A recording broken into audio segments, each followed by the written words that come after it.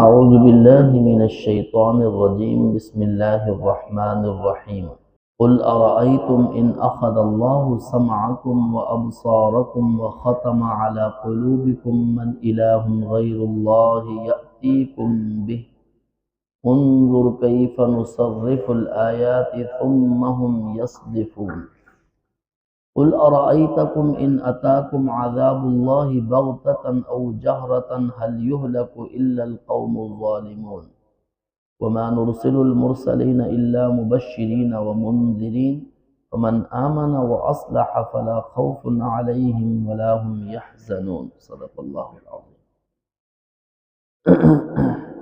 گزشتہ آیات میں ظالم لوگوں کے لیے جو سزا اللہ تعالیٰ نے مقرر فرمائی اس کا ذکر تھا۔ اس آیت میں اللہ تعالیٰ اپنی قدرت کا اظہار فرما رہے ہیں۔ قل ارأیتم، اے پیغمبر آپ ان سے فرما دیجئے، بھلا بتلاؤ، ان اخذ اللہ سمعکم، اگر اللہ تعالیٰ تمہاری سننے کی قوت، وَأَبْصَارَكُمْ اور تمہارے دیکھنے کی قوت لے لے، وَخَتَمَ عَلَى قُلُوبِكُمْ اور تمہارے دلوں پر مہر لگا دے، من الہ غیر اللہ، تو اللہ تعالیٰ کے علاوہ کون معبود ہے، یأتیکم بھی، جو یہ چیزیں تمہیں لا کر دے دے۔ اگر اللہ تعالیٰ کسی کی سننے کی دیکھنے کی صلاحیت ختم کر دیتا ہے تو دنیا میں کوئی اس کو سننے کی دیکھنے کی صلاحیت نہیں دے سکتا۔ دو چیزیں ہوتی ہیں، ایک ہے صلاحیت موجود ہے لیکن اس میں خرابی ہے، وہ ڈاکٹر ٹھیک کر دیتے ہیں اپنی حد تک، لیکن ایک چیز یہ کہ صلاحیت ہی نہیں ہے۔ اب ایک بچہ جو ماں کے پیٹ سے پیدا ہوا اور نابینا پیدا ہوا، اس کو کوئی بھی نہیں دے سکتا۔ تو معلوم اس سے یہ بات ہوئی کہ اگر صلاحیت چھین کر دینے والی ذات ہے تو وہ اللہ تعالیٰ ہے۔ انظر کیف نصرف الآیات، تم ذرا خیال کرو کہ ہم کیسے بدل بدل کر دلائل دے رہے ہیں۔ اللہ تعالیٰ فرما رہے ہیں کیسے بدل بدل کر تمہیں ہم دلائل دے رہے ہیں۔ ثم هم یصدفون، پھر بھی تم اپنا منہ موڑ لیتے ہو، پھر بھی تم اپنے رخ کو دوسری طرف کر لیتے ہو۔ قل، اے پیغمبر آپ ان سے فرما دیجئے، ارأیتکم، بھلا بتلاؤ، ان اتاکم عذاب اللہ، اگر تمہارے اوپر اللہ کا عذاب آ جائے اچانک، یا علی الاعلانیہ، هل یہلک الا القوم الظالمون، کیا ظالموں کے علاوہ بھی کوئی ہلاک ہوگا؟ اللہ کے عذاب میں ظالم ہی ہلاک ہوں گے۔ کافر لوگ یہ کہتے تھے اگر اللہ کا عذاب آئے گا تو پھر مومن بھی اس میں جائیں گے اور ہم بھی جائیں گے۔ اللہ تعالیٰ نے فرمایا کہ عذاب جو آئے گا اس میں ظالم جائیں گے، کافر جائیں گے۔ وَمَا نُرْسِلُ الْمُرْسَلِينَ إِلَّا مُبَشِّرِينَ وَمُنذِرِينَ، اللہ تعالیٰ فرما رہے ہیں کہ ہم نے بہت سارے پیغمبر بھیجے ہیں، جو پیغمبر بھی آیا ہے اس نے نیکی کرنے والوں کو خوشخبری دی ہے، نافرمانی کرنے والوں کو ڈرایا ہے، ہر پیغمبر نے۔ فمن آمن، جو شخص ایمان لے آیا، وہ اصلح، اور اس نے اپنی اصلاح کر لی، فلا خوف علیہم، اس پر کسی طرح کا کوئی خوف نہیں ہے اور نہ ہی وہ غمگین ہوں گے۔ یہ اللہ تعالیٰ کی طرف سے اس کو تسلی ہے، جو اللہ اور اس کے رسول صلی اللہ علیہ وسلم کی مان کر چلتا ہے اس کو تسلی، اس کے لیے مشکلات نہیں ہیں۔ والذین کذبوا بآیاتنا، جو ہماری آیات کو جھٹلائے گا، یمسہم العذاب، ان کو عذاب آ کر پکڑے گا، بما کانوا یفسقون، اس لیے کہ انہوں نے نافرمانی کی۔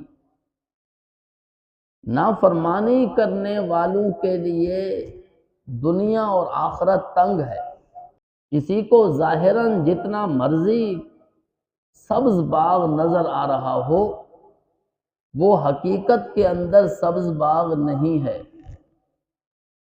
انسان کے اندر جو اللہ تعالیٰ نے انسانیت رکھی ہے، وہ انسانیت اسی کو کہا جاتا ہے جو اللہ اور اس کے رسول کی انسان مان کر چلتا ہے، یہ انسانیت۔ اس کے علاوہ اس کی زندگی اور جانور کی زندگی میں کوئی فرق نہیں۔ جانور اس دنیا میں اس لیے نہیں آیا کہ میں اس دنیا میں گیا ہوں پھر میں نے آخرت میں بھی اٹھنا ہے۔ یہ جانور کی صلاحیت، جانور میں اللہ تعالیٰ نے یہ تکلف کا مادہ نہیں رکھا، انسان میں رکھا ہے، مکلف بنایا انسان کہ اس دنیا میں آیا ہے تو اس دنیا سے جا کر آگے اس کا حساب دینا ہے۔ تو اس وجہ سے ایک جگہ اللہ تعالیٰ نے قرآن مجید میں فرمایا اولئک کالانعام بل ہم اضل، جو اللہ اور اس کے رسول کے نافرمان ہیں وہ جانوروں کی طرح ہیں، بلکہ جانوروں سے بھی بدتر ہیں۔ بدتر کیوں فرمایا؟ اس لیے کہ جانور اپنے مالک کا وفادار ہوتا ہے، یہ تو اپنے مالک کے وفادار بھی نہیں۔ تو فرمایا کہ والذین کذبوا بآیاتنا، جو ہماری آیات کو جھٹلائے گا اس کو عذاب آ پکڑے گا، اس لیے کہ انہوں نے نافرمانی کی۔ قل لا اقول لکم عندی خزائن اللہ، یہ کافروں کی ایک بات کی اس آیت میں تردید کی گئی ہے۔ کافر یہ کہتے تھے کہ اللہ کا پیغمبر تو اس کو ہونا چاہیے جس کے پاس مال ہو، جس کے پاس بہت زیادہ خزانے ہوں۔ تو اللہ تعالیٰ فرما رہے ہیں قل، اے پیغمبر آپ ان سے فرما دیجئے لا اقول لکم عندی خزائن اللہ، میں یہ تمہیں نہیں کہتا کہ میرے پاس اللہ کے خزانے ہیں،